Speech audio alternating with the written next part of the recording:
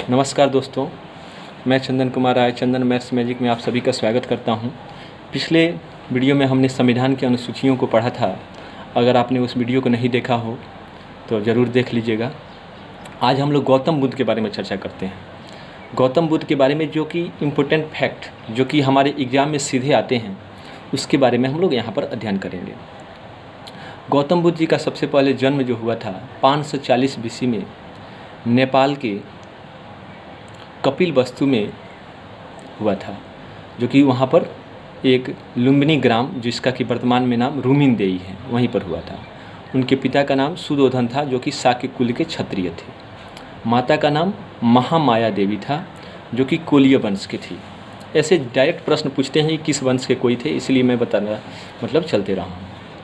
उसके बाद से गौतम बुद्ध की जो शादी हुई थी यशोधरा नामक कन्या से हुई थी, और उनकी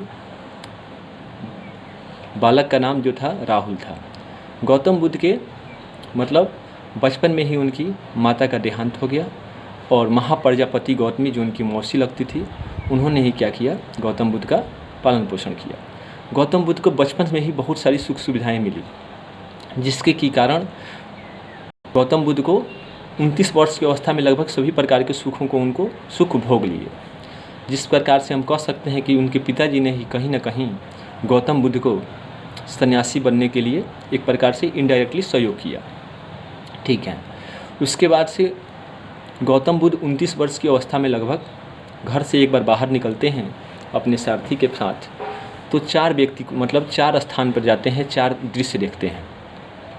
सबसे पहले देखते हैं बुढ़ा व्यक्ति, और उसके बाद से सारथी से पूछते हैं कि बुढ़ा व्यक्ति कौन सा है। तो सारथी बताता है कि हर मनुष्य एक दिन बुढ़ा होगा। तो गौतम बुद्ध को कष्ट होता है कि क्या मैं भी बूढ़ा होऊंगा। फिर उसके बाद से और आगे बढ़ते हैं तो एक बीमार व्यक्ति देखते हैं। तो कहते हैं कि बीमार भी कभी नहीं देखे थे।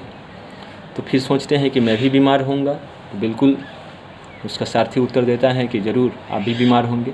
फिर एक बार 100 देखते हैं। तो फिर सोचने लगते हैं कि 100 आखिर ये व्यक्ति मर क्यों गया है और इसको कुछ लोग क्यों लेकर जा रहे हैं। सारथी कह रहे हैं कि देखिए, एक दिन आप भी मर जाइएगा, मैं भी मर जाऊँगा, आपके पिताजी भी मर जाएंगे। गौतम बुद्ध को बहुत दुख होता है। फिर से और आगे बढ़ते हैं तो एक सन्यासी को देखते हैं, और सन्यासी को देखने के बाद गौतम बुद्ध जो हैं फिर पूछते हैं अपने सारथी से, जिसका सारथी का नाम जो था चेना नाम था, याद रखिएगा, और जो घोड़े का नाम था कुंतल नाम था। सारथी से पूछते हैं कि सन्यासी ये कौन सा है। तो उनका है कि सन्यासी जो है इसको किसी से मतलब नहीं है, और ये संसार के मोह माया से अलग है। गौतम बुद्ध को यही बात घर कर जाती है, और सोचते हैं कि सबसे अच्छा तो सन्यासी ही है। और उसके बाद से रात में सोते हुए छोड़ करके अपने बच्चों को, अपनी पत्नी को और ज्ञान प्राप्ति के लिए निकल जाते हैं। सबसे पहले वे जाते हैं वैशाली में, मिलते हैं अलार कलाम से, जो कि सांख्य दर्शन सुने होंगे आप लोग। सांख्य दर्शन जो थे महर्षि कपिल मुनि के उसके प्रवर्तक थे। वहाँ पर जाकर के मिलते हैं सांख्य दर्शन के अलार कलाम से, लेकिन फिर भी इनको संतुष्टि नहीं मिलती है।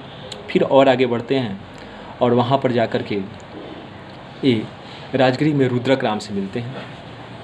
फिर भी संतोष नहीं मिलता है। फिर और आगे बढ़ते हैं, और आगे बढ़ने के बाद से गौतम बुद्ध को उरुवेला में इनको कौंडिल्य और पाँच पंडित मिलते हैं। कौंडिल्य और उसके बाद और 5 पंडित, और उनके साथ तपस्या करने लगते हैं। वहीं पर कुछ दिनों के बाद से ऐसी घटना घटित होती है कि 5 महिलाएं गीत गाते हुए जा रही हैं, और एक महिला कह रही है कि वीणा की जो तार हैं उसको इतना ज़्यादा भी सख्त मत कर दो कि वीणा टूट जाए, और वीणा के तार को इतना भी धीमा या ढीला न कर दो कि उससे आवाज़ ही ना आए, यानी मध्यम में रखो, फिर आवाज़ आएगा। ये बातें गौतम बुद्ध को पूरी तरह से झकझोर कर रख देता है, और गौतम बुद्ध से इससे इंस्पिरेशन, उनको प्रेरणा मिलती है, और उन्होंने मध्यम मार्ग अपना करके और उसके बाद से तपस्या करने लगते हैं। और तपस्या करके और लगभग 6 साल तपस्या करते हैं। 29 साल में घर छोड़ कर गए थे। 6 साल तपस्या करके 35 वर्ष की अवस्था में इनको पीपल के पेड़ के नीचे निरंजना नदी के तट पर, निरंजना जिसको फल्गु नदी भी कहते हैं, वहीं पर इनको ज्ञान की प्राप्ति होती है। ज्ञान प्राप्ति जब होती है तो उसको हमारे साहित्य में संबोधि कहा गया है। और जो घर से निकले थे उसको बौद्ध दर्शन में महाभिनिष्क्रमण कहा गया है। उसके बाद से सर्वप्रथम उपदेश देते हैं सारनाथ में, और सारनाथ में जो उपदेश देते हैं उसको धर्मचक्र परिवर्तन कहा गया है।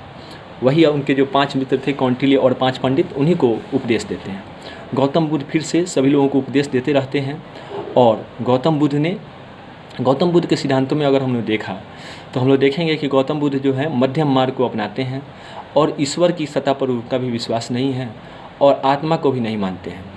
जबकि जैन धर्म में हम लोग देखते हैं तो वहाँ पर आत्मा की मान्यता है, जबकि बौद्ध धर्म में आत्मा की मान्यता नहीं है। बौद्ध धर्म में बुद्ध भगवान से जब कोई भी व्यक्ति ऐसे प्रश्न पूछते थे तो वो मौन रहते थे, बेकार की बातों का जवाब वो नहीं देते थे।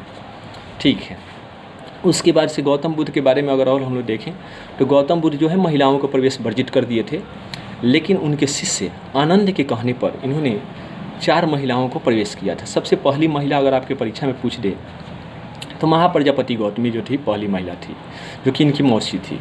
दूसरी महिला कहा जाए तो यशोदा, जो कि इनकी पत्नी थी। ठीक है, तीसरी जो महिला थी वह आम्रपाली थी, जो कि गणिका थी वैशाली की, और को आम्रपाली बिहार भी बनवा करके दी थी। और चौथी महिला की बात अगर हम लोग करें तो वह चेना थी, उनका क्षेमा नाम था, क्षेमा नाम था, जो कि राजा प्रसेनजीत की पत्नी थी। और गौतम बुद्ध ने सर्वाधिक उपदेश अगर कोई कहे तो सर्वाधिक गौतम बुद्ध ने उपदेश वही कौशल में दिया था, श्रावस्ती में, कौशल की राजधानी श्रावस्ती में। गौतम बुद्ध के बारे में और भी कहा जाता है कि उनके बारे में कि उन्होंने 4 आर्य सत्य बताए और अष्टांगिक धर्म बताए। 4 आर्य सत्य में उन्होंने बताया कि पहला बताया कि दुख है, दूसरा बताया कि दुख का कारण है, तीसरा है कि दुख का जो दुख है उसका निरोध है, और चौथा है कि दुख निरोध का मार्ग है। दुख है, दुख का कारण है, दुख का निरोध है, और दुख निरोध का मार्ग है। अब दुख निरोध के मार्ग के लिए उन्होंने अष्टांगिक मार्ग बताया, 8 मार्ग बताए। क्या मार्ग बताए? सबसे पहले बताए कि सम्यक दृष्टि होना चाहिए, दृष्टि आपका सही होना चाहिए। फिर से सम्यक दृष्टि के बाद सम्यक आचरण होना चाहिए, सम्यक व्यायाम होना चाहिए, सम्यक धर्म होना चाहिए, सम्यक वचन होना चाहिए, सम्यक कर्म होना चाहिए, और उसके बाद से उन्होंने सम्यक स्मृति और सम्यक समाधि के बारे में भी बताया है।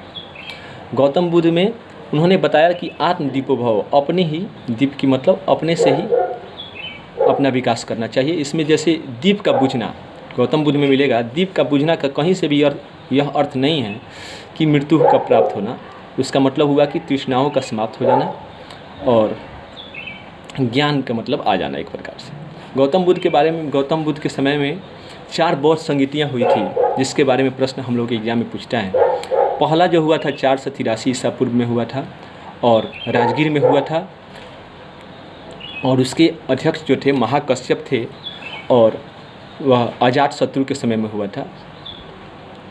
ठीक है, और उसमें सबसे पहले बौद्ध धर्म के 2 महत्वपूर्ण किताबें सूत पिटक तथा अभिधम्म पिटक, ये दोनों किताबों की रचना हुई। दूसरा जो हुआ था 383 ईसा पूर्व वैशाली में हुआ था, जहाँ की कालाशोक थे उस समय राजा, और सबाकामी जो थे उसके अध्यक्ष थे। और इसमें जो थे 2 मतलब बौद्ध संप्रदाय 2 धर्मों में बट गया। उसके बाद से तीसरा जो हुआ था वह पाटलिपुत्र में हुआ था अशोक के समय। मोगली पुत्र तीसरे थे उसमें, और इसमें जो था आपको अभिधम्म पिटक की रचना इसमें हुई थी। 3 बुक जो है हमको याद रखना है।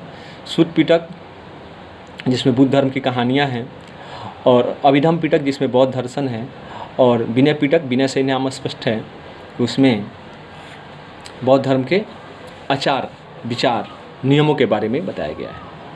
और चतुर्थ बौद्ध संगीति कनिष्क के समय में हुई थी, कुंडलवन में जम्मू कश्मीर में हुआ था, और जिसके अध्यक्ष वसुमित्र थे। और इसमें बौद्ध धर्म 2 शाखाओं में बट गया, महायान और हीनयान। आशा है आप लोगों को ये वीडियो अच्छा लगा होगा।